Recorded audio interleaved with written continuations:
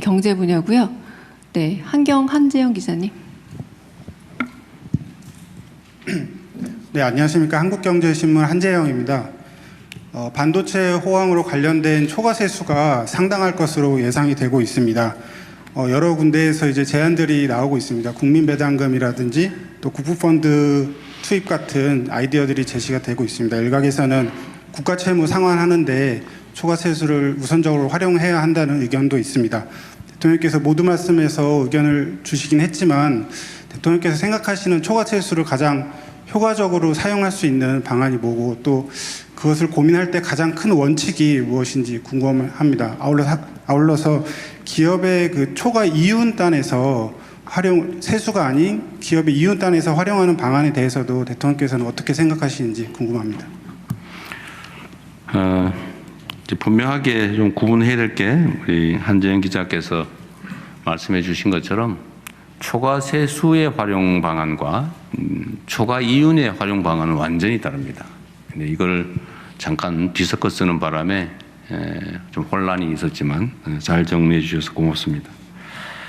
우선 좀 쉬운 의제로 초과 세수를 어떻게 활용할 것이냐에 대해서는 논쟁이 많이 있을 수 있습니다. 말씀하신 것처럼 빚을 갚자 또는 뭐 펀드를 조성해서 어떻게 쓰자 등등이 있을 수 있습니다. 저희도 나름 많은 고심을 하고 있습니다. 그냥 일반적인 세수로 취급해서 그냥 재정 지출을 하는 방법도 있죠. 통상적인 방법이죠. 과거가 그랬죠. 부채의 예를 들면 증가와 관계없이 많이 들어오면 많이 쓰고 적게 들어오면 적게 쓰고 이거는 재정의 역할을 포기한 행태죠. 바보 같은 짓이다 가장.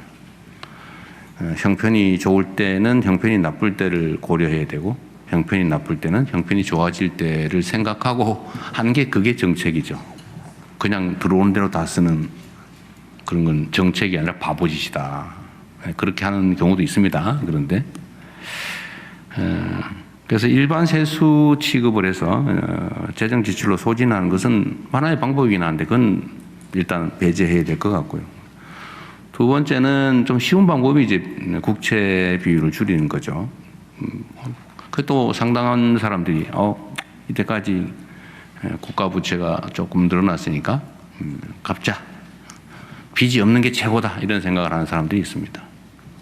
근데 빚이 없는 게 절대 진리는 아닙니다.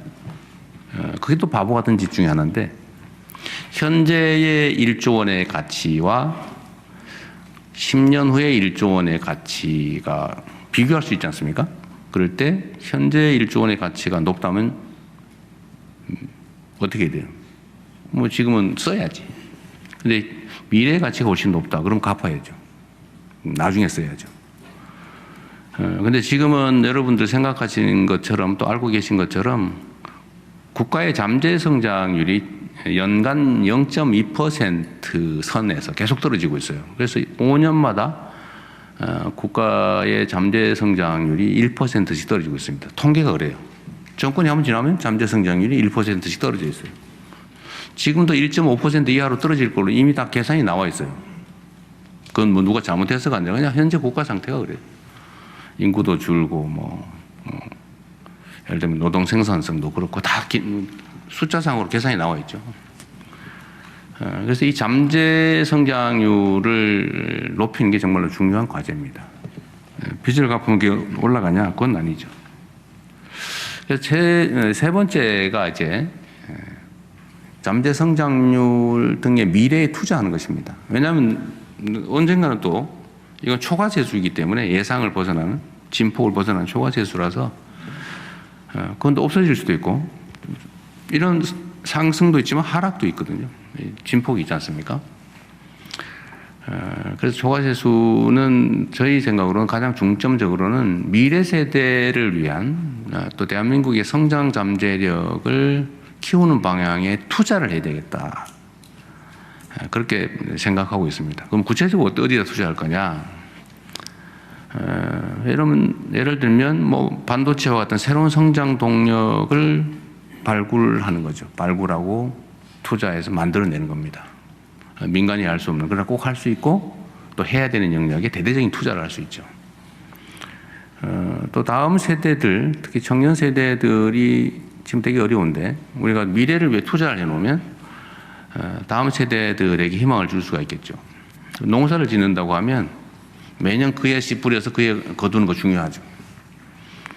그러나 나무를 심는 것처럼 내 당대에는 수확이 안 되더라도 30년, 50년, 100년이 지난 다음에 후손들이 쓸 수 있게 뭐 숲을 가꾼다든지 아니면 생산성은 높은 부가가치는 높은 뭐 과수나무를 심는다든지 뭐 이런 걸 할 수 있겠죠.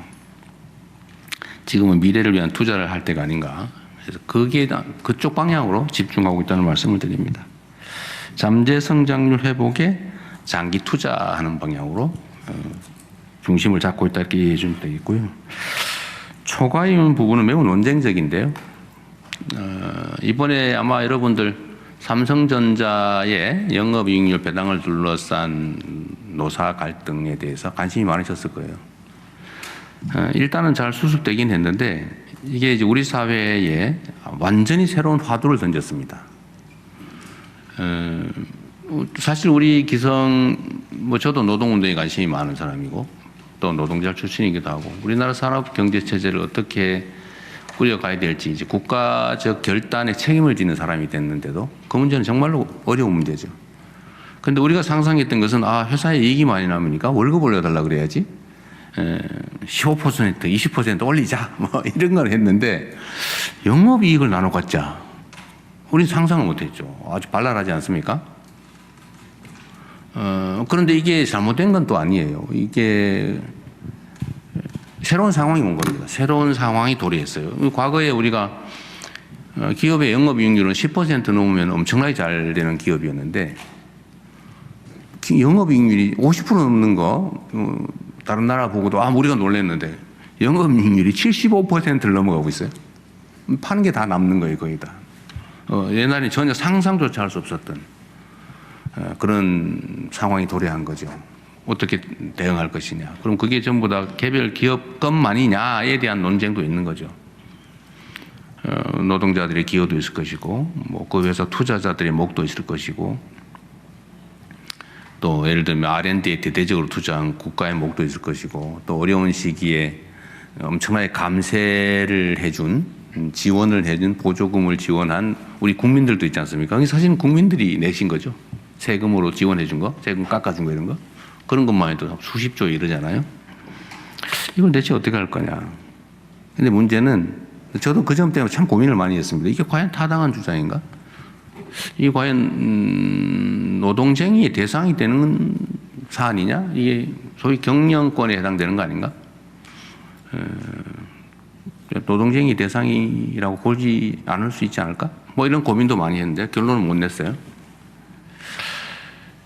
우리가 앞으로 가야 될, 아마 앞으로 도래하게 될 새로운 사회는 이런 논쟁이 엄청 많아질 겁니다. 그래서 과거에 인공지능세, 로봇세를 도입해서 그걸로 뭐 첫째는 복지를 향상하자는 전통적 주장도 있고 두 번째는 그걸로 유효 수요를 창출하지 않으면 수요가 사라져서 자본주의의 선순환이 불가능해진다. 그러니까 이거를 일정 부분은 우리 국가 공동체가 걷어서 소비 수요를 유지를 하도록 소비자에게 지원해 줘야 된다. 우리 실리콘밸리에서 주장하는 기본소득론이었죠. 근데 그게 이제 현실이 돼가고 있는 거예요. 문제는 우리나라만 먼저 이런 걸 하면 어떻게 되겠어요? 기업들이 다 탈출하는 상황이 발생할 수도 있죠. 해외의 유력한 첨단 기업들이 국내 투자를 꺼리게 되겠죠.